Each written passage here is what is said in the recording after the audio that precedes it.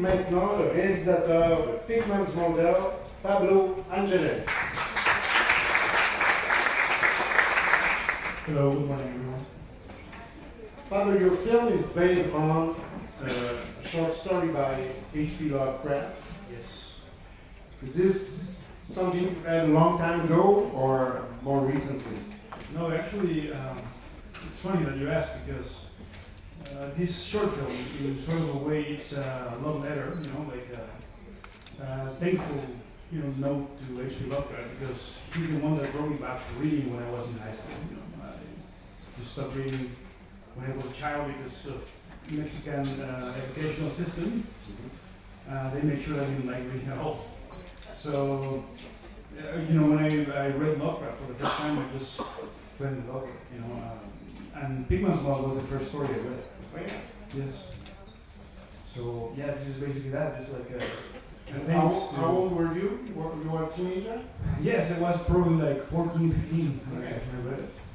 And you had the idea to make a film based upon the story since then? Or? No, it's funny because back then I didn't know what I wanted, for life. I just like to draw. When I was gearing towards veterinary, I wanted to be a veterinary back then, and it just came about like 9 or 10 years ago when I started doing films and learning more about animation and stuff. I said, this would be a great idea. I love Lovecraft, and I always wanted to make a story about one of his stories, any of them, and say, what? What's the most close or dear to my heart story I read or that I remember, So it was, hey, this is the first story I read that blew my mind. So let's do it.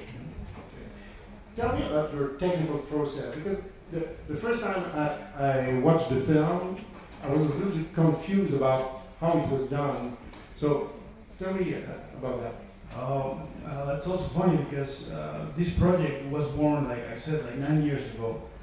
And at the beginning I planned to make it in stop motion. I even found a camera from 1920. Hey, I can shoot this with this camera, have that feeling, that optic and all that stuff. And because I didn't have any money to do it. And I never found any good artists back then. It's like, I have to do it on my own. I have to do it in a way or in a medium I can control myself entirely. That I can take over if someone leaves a project. So that's how it ended, like that. That's it. But I wanted to keep that look, that stop motion feeling. That sort of scratch. The weathered down textures. The wood feeling. The puppet feeling. So that's basically how it went, that's the story of the look of the film. And did you build any puppet as a model or just to inspire you, or you didn't? No, I just I started drawing and I first defined the look of the characters as regular animation characters. And I always had this idea of them to look like puppets, like made of wood, very rough wood. And once I did the sculptures, digital sculptures, and then started carving them out like they were basically, Okay. Tell us about the situation of production of short animation film in Mexico. Is it hard? Oh yeah, it's actually very bad. Yeah. But and especially these sort of projects never get any support. I apply for a budget like 3 times for this project, and nobody wanted to give me anything. So I said, I'm not going to wait for anyone to give me money. I'm going to do it myself. So I said to myself, I always work very hard doing work for other people, like doing commercials, doing VFX or anything. So I was thinking, I never put that same effort in my own things. Why? So I said, even if I spend 4 years, I'm gonna do it, but I'm gonna do it as best as I can. And I should never say that because it took me like 4.5. So it was a nightmare actually. So you worked with basically no real budget? No, there's no. Actually, it's crazy because 90% of what you see on the screen was made with one person. Okay. You know, it sounds bad, you know, because I would love to have a team of artists, but I couldn't, you know, I couldn't afford it. And nobody was really interested in the project until they start seeing the first images, you know, but it was like 3 years after I started. So you know, and yeah, no budget at all. I just, you know, on my spare time, you know, I was going to work and I went home and from 8 till 4 a.m. in the morning I started work. I mean, I worked. Wow. And when did you complete the film? Actually, we completed the film this year on the 14th of February.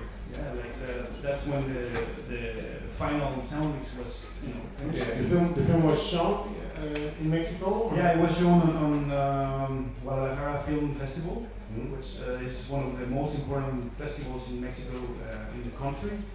And yeah, we won first prize, like first place there. Right. So you think it will help you for your next project? I hope so. I hope it does. Yeah.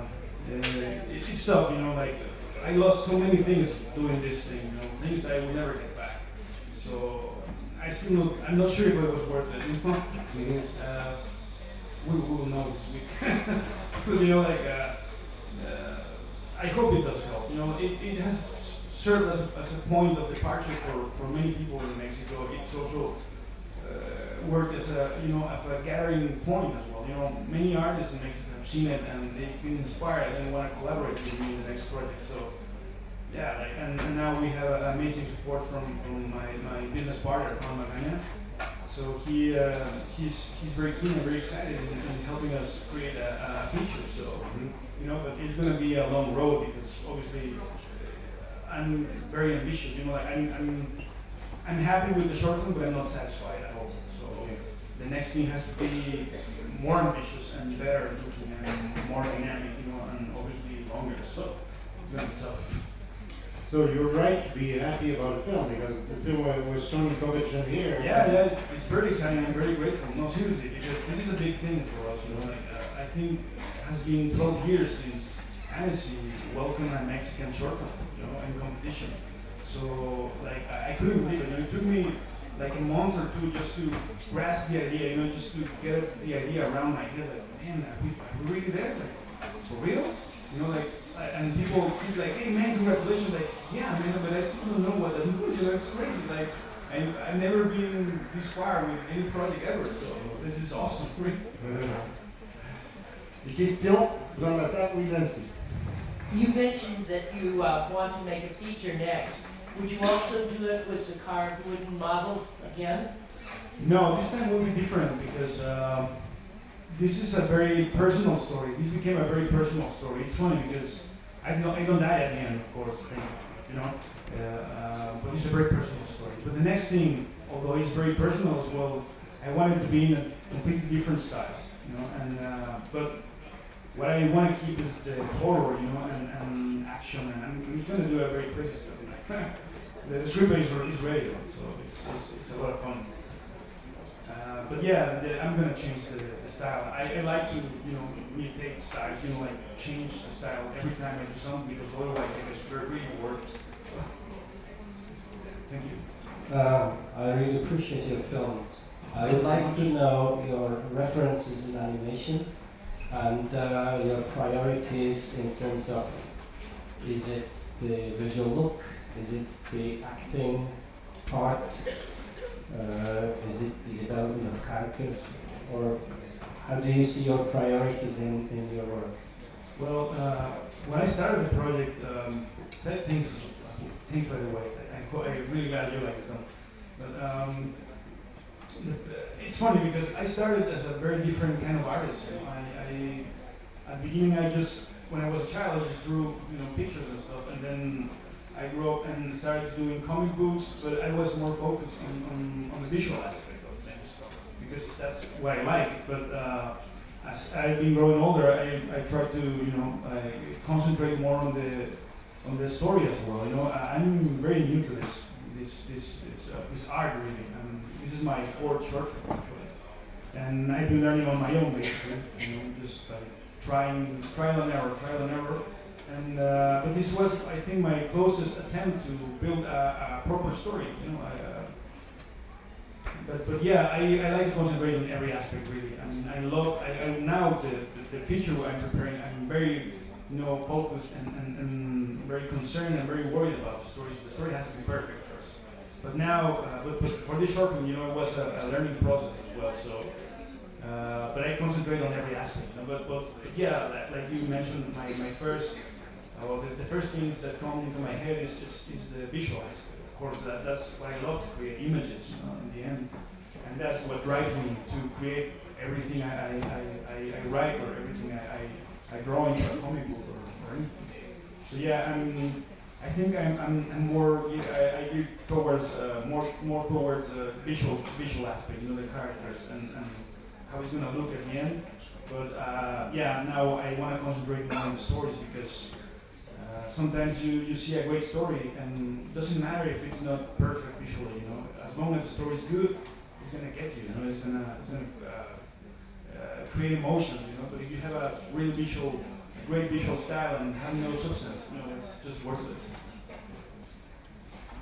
Thank you very much, Pablo. Thank you.